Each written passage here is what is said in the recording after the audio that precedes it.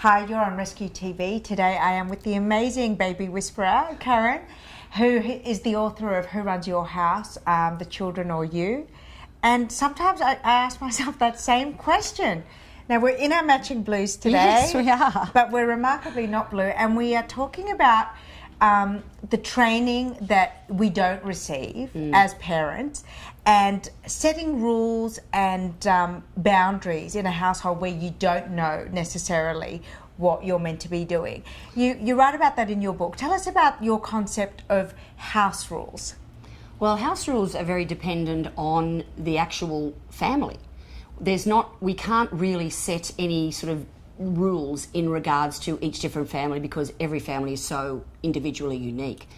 However, if you're in a situation with your children where you feel that you've lost that control, they're not listening to you, they're not doing as you ask them to do, then something is obviously not quite right. So it's a matter of working with your partner, if you have one, and organising what it is that you want from your children.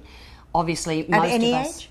Oh, from at least the age of 2. Yeah. Yes, definitely. Children at 2 can certainly understand the right and wrong, the good, the bad. They know.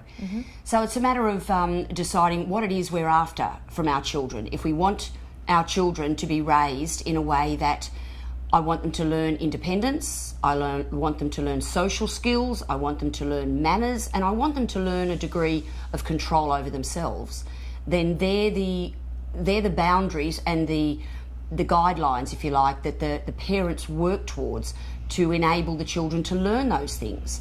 And children have to learn them. We don't have a child at 10 years old all of a sudden being able to control themselves and eat at the table correctly and do what mum or dad asks. We need to teach them that from a very early age. So let's talk about some scripts that are age appropriate. So let's start, as you said, with a 2-year-old, and then maybe you could give us also some indications of how to modify the rules script for different situations. So different rules for, say, perhaps different homes. So rules for your home, and maybe some rules and guidelines for grandparents or whoever else is a carer for your child.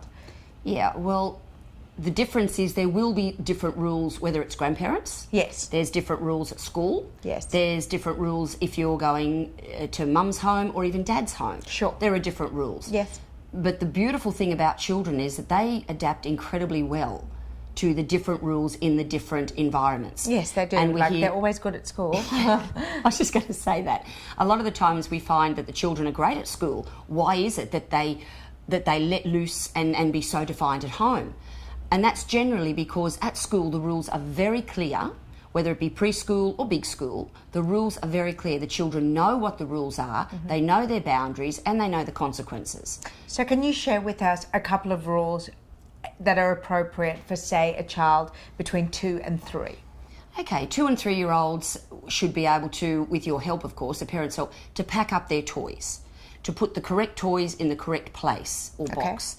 And children at that age of 2 or 3 can follow but anywhere between 1 or 3 step directives. And by that I mean, if we say to the just 2-year-old, Mummy wants you to put your shoes in your cupboard. Right. They can remember that. But if you say, sweetheart, put your shoes in the cupboard, pick up your dirty clothes and then pack your toys up. Too much information. Too much, yeah. Until they get to perhaps the age of 3, then they can follow at least 3-step directives. So between that 2 to 3 age group, there's a lot of very fast development going on. So it's a matter of being in tune with your child. And if you do tell your child 3 things and they only get 2 of them done, then okay, that's all right. You got 2 out of the 3. That's great. Reward them. How proud I am of you. And then as they progress or they get the 2 done really well, then you can add the 3rd step. By the time they get to, say, 4 or 5, they should be able to follow quite a number of steps. And so do you have a dialogue with a child, a toddler? Would you say the rules of this house are, and then how often do you repeat the rules of the house? Okay, that's a very good question. From the age of about 2 to 2.5, say 2.5, depending on the language skills of the child, because you need to be able to understand what the child is saying if they do or don't understand. Children should be able to converse basically by about 24 months. But some children are a little bit later than that, so perhaps about 30 months when they're around 2.5. So it is a matter of sitting them down and saying, okay, sweetheart, Mummy and Daddy are going to go through the rules of our house. And one rule is that when we say to go to bed, That's your bedtime. We don't get up, we don't go to the bathroom, we don't get the drink. We actually go to bed. We come in and read you a story, give you a cuddle, and then you go to sleep. And then that's the rule. Now, there obviously, as you know, there's sections in the book about what happens when they do get up, and we can cover that sort of separately. However, if the child knows that they're expected to stay in bed, then that's great. If, however, we don't tell them that, like it's bedtime, off you go, and the child gets up, no, go back to bed. No, go back to bed again. We may think that we know exactly what we're saying to the child, but the child actually doesn't know. So they're very literal. Oh, extremely. And we need to have very simplistic rules for them. We need to say, as I said, about going to bed, the same as I need you to finish up your food, or I want you to eat your sandwich without throwing anything on the floor today, please. I'd like all your sandwich to stay on your plate or in your tummy. So little things like that, whereas children will sort of eat something and then most put it wherever. Floors are, yes, it goes anywhere. And that's because, well, they don't really know. You go, oh, what did you drop that for? It's supposed to stay on the plate. Well, no one told me that. You know? So we need to be very, very literal and very, very clear with them when they're starting to learn the rules and the boundaries of our home. And being very clear with them helps them understand that. And as I've said in the book, when you say to a child, look, go in, darling, I want you to clean up your room. It's an absolute disaster. Go and clean it up. We know what we mean by cleaning up a room. Sure. They've got no idea. But if we say to them, darling, if they're 3 or 4 years old, your room is a mess, I need you to pick up all of your cars or your blocks or your toys and put them in the correct container. Then can you please put them on the shelf and put your clothes that are on the floor in the washing basket? So only more than about 3-step directives. That means, so the child connects to, that means tidying my room. Right. Instead of shoving everything under the bed so it looks good. You know, big difference. So you've told us about the whole concept of rules, but let's take these rules on the road. Yep. If it's outside of your home and there are certain rules that you abide within your home, but your child, as you said, is interacting with lots of different people, what is an appropriate way of extending the house rules outside of your home? Okay, well, probably one of the first things is the rule on how they are to behave. If you're inside, you use inside voices. You don't yell and scream.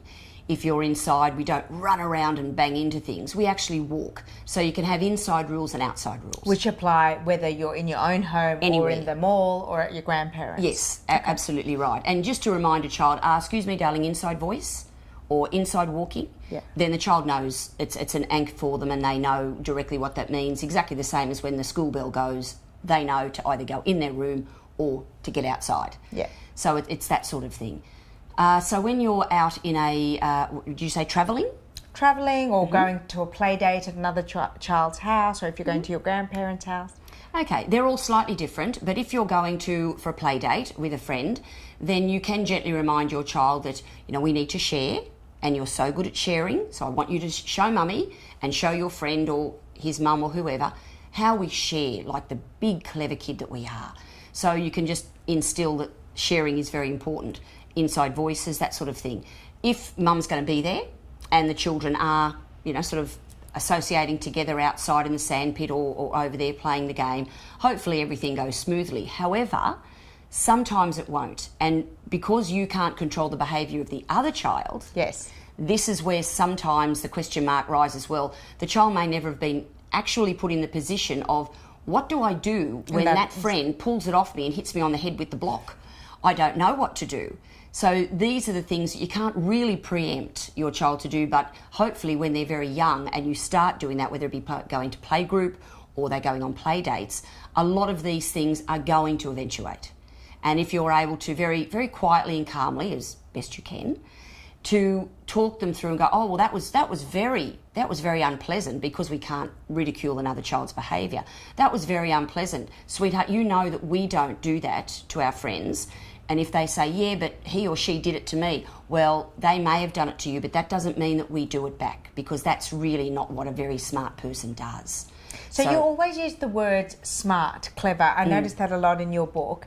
The praise that you give is quite specific.